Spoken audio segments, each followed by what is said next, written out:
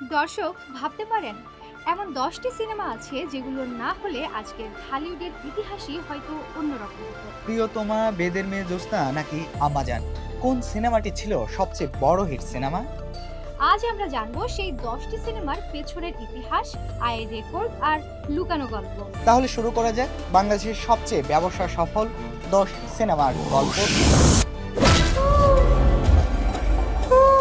1998 সালের 31 জুলাই ঢালিউডে ঝড় তোলে মান্না অভিনীত শান্ত কেন মাস্তান। মাত্র 90 লাখ বাজেটে তৈরি, কিন্তু রেকর্ড ব্রেকিং ব্যবসা করে ফেলে সিনেমাটি। আমি তাদেরকে জানিয়ে দিতে চাই, শান্ত আজ থেকে মাস্তান, শান্ত আজ থেকে মাস্তান। এক সাধারণ যুবক পরিস্থিতির শিকার হয়ে অপরাধ জগতে ঢুকে পড়ে। এই গল্পেই দর্শকরা খুঁজে পেয়েছিল নিজেদের। মুনতাজুর রহমান পরিচালিত সিনেমাটি আজও 10ম ব্যবসা সফল ঢালিউড সিনেমা হিসেবে স্বীকৃত। 1996 সালে সালমান শাহর এক ব্যতিক্রমী চরিত্র সত্যের মৃত্যু নেই, এক হত্যা মামলার গল্প, যেখানে বিচারপতি আসামির বাবা আর সাক্ষী তার মা।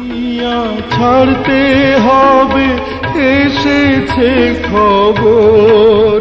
ছোট্ট আহমেদ পরিচালিত এই ছবিটি দেখিয়েছে কিভাবে ন্যায় বিচার কখনো মরতে পারে না। এই সিনেমা সালমান শাহকে অন্য উচ্চতায় নিয়ে যায়।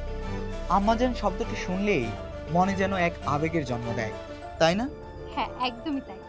মান্না অভিনীত এই সিনেমা ছিল মা সন্তানের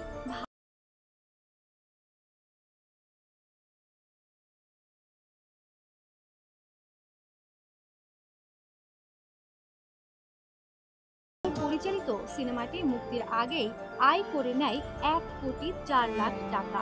আর গান আয়ুব বাচ্চুর আম্মাজান আজও হৃদয়ে বাজে। 2022 সালের 10 জুলাই ঢালিউডে নতুন জোয়ার আনে পরাণ।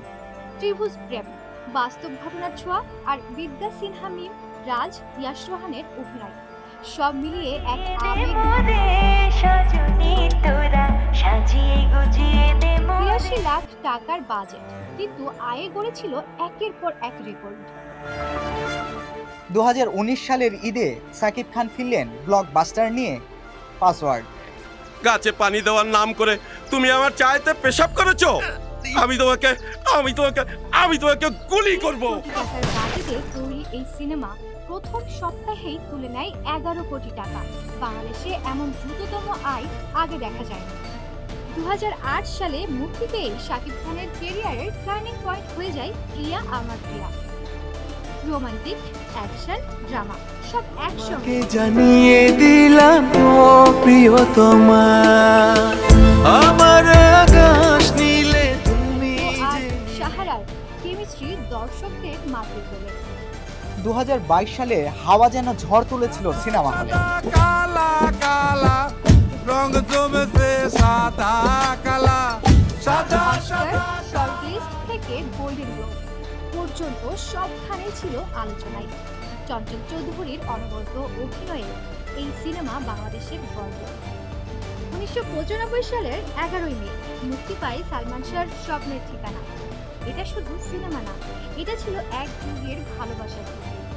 এই দিন সেই দিন কোনোদিন, সেই দিন কোনোদিন তোমায় ভুলবো না। এখনো শুনলে নস্টালজিক লাগে, তাই না? একদম তাই। বাংলাদেশের সবচেয়ে আয় করা সিনেমা বললে প্রথমে যে নামটা আসে বেদের মেয়ে জ্যোৎস্না।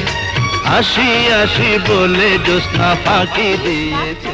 বানানো এই ছবির গান, সংলাপ, প্রেম সবই হয়ে গেছে কিংবদন্তি। রিয়াজ কাঞ্চন ও অঞ্জু ঘোষের কেমিস্ট্রি আজও ভোলা যায়। এবং তালিকার 1 নম্বরে প্রিয়তমা।